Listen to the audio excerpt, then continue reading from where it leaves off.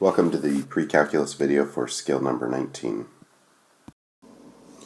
I can identify domain and range of a given function and extend this to writing and graphing piecewise functions.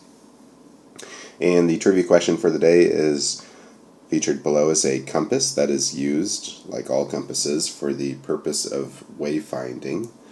The art of using a compass for wayfinding has a special term. What is that term? Alright, so as we learned with the previous skill, domain is the set of possible input values to a function, and often we see this as the x variable. Sometimes we'll see it as the t variable, but more important is just to understand that it is the input variable for a function. And range is the set of possible output values to a function, and this is often the y variable. So we should be able to find domain and range of our 15 parent functions and then simple transformations of these parent functions. So like the last skill, I listed the domain and range for all of the 15 parent functions. I'll do the same here. I scroll up. Here's the first 9, which are the Toolkit functions according to Lipman-Rasmussen. And it should be noted kind of where oddities occur, like the quadratic equation. The range is y is greater than 0, because you can think of the curve being only the upper half of the graph. The reciprocal function, x and y can't be 0 because we have, well, we're not ever allowed to divide by 0, so that's why we avoid that. Similarly, for the reciprocal squared, we can't divide by 0, so x cannot be 0. And then the absolute value function, that is always creates something positive, therefore y has to be greater than or equal to 0. I'll let you pause it and write all this down. Alright, looking at the remaining functions, the remaining 15 parent is the exponential, which if you think of that graphically, it does something like that. So there are no negative values for y. In fact, not even a 0.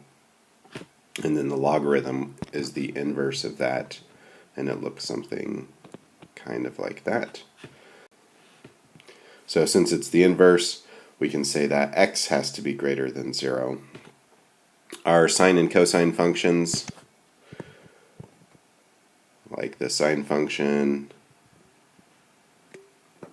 is trapped between plus and minus 1, and then the cosine function is trapped between plus and minus 1 as well.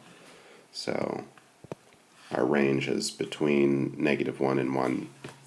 I'm not too interested in having you really memorize the greatest integer and the logistic function. I've just put them in there so that you can be exposed to them. They won't show up on the skill test, and they won't appear until you get into calculus.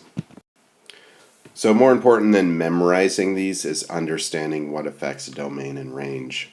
So I've made a list of domain, what to look for, and these are basically kind of the 3 big things that happen with domain. The first is that we can't ever have zeros in the denominator. So anytime you have a function where there's a division, let's make sure that we have no zeros in the denominator. We can't take the even root of a negative number. For example, the square root of -9 doesn't exist as far as real numbers go. And then we can't take the log of a negative number. And this is kind of won't happen too much until we get later on in the year. So let's take a look at our first example. Find the domain of the functions. So in the first case, we're taking the square root of something. So that makes me think no negative even roots.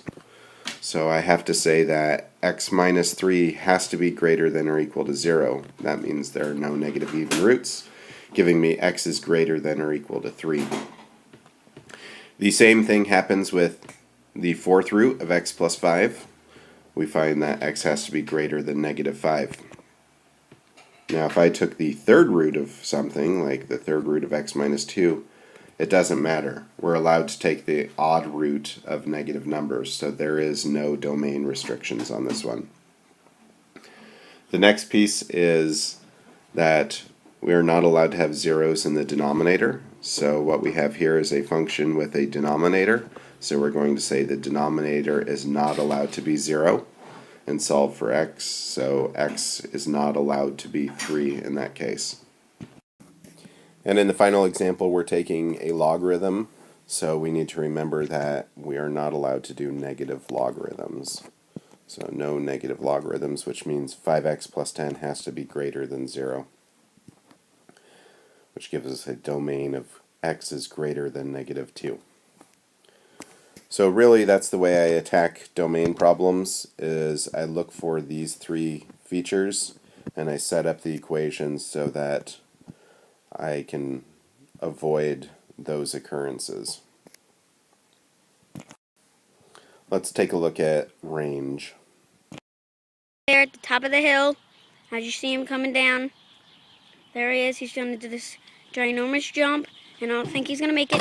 Oh, he didn't. Oh, and that very hurt, and that really did hurt. When we're solving for the range of functions, we actually have we don't have some go-to rules. We just have to think more analytically about what's going on. So in the first function, I've given you y equals x plus 4 squared. And what I notice is we're squaring some sort of piece, and it doesn't matter what is inside that piece, because as soon as we square it, it's going to create a number that is positive, or maybe a number equal to 0. So this whole piece has to be greater than or equal to 0.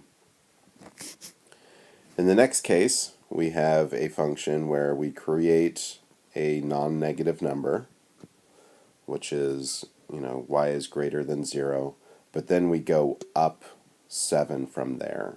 So if we started with y is greater than 0 and went up 7, we're going to conclude that y has to be greater than or equal to 7.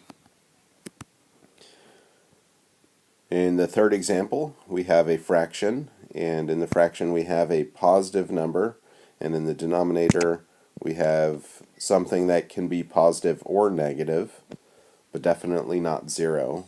And in fact, this takes on all values, depending on what you put in for x, but all values between negative infinity and positive infinity, which means the whole function itself can be all values except for 0, because there's nothing we can put into this function to make the whole thing equal to 0. So then our range is from anything but 0. Y does not equal 0.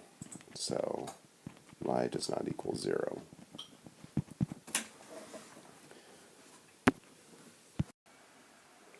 Alright, moving down to piecewise function. A piecewise function is a function in which the formula used depends on the domain the input lies in. So what we have is we actually have, in this case, a 3-piece piecewise function, and our first piece has the domain of x is less than negative 1. So we're going to graph that line only when x is less than negative 1. If we were to continue it, you would see that it has a y-intercept of negative 2, and it has a slope of negative 1. So what we have is the first piece restricted to only between, or only less than negative 1. Our second piece is the quadratic, and they want us to graph it from negative 1 to 1. So let's do this in red. So we can graph the quadratic from negative 1 to 1. It includes the endpoints of the domain, so we do a closed circle. And then our final piece is x minus 1. So what we have is the curve x minus 1 when x is greater than 1.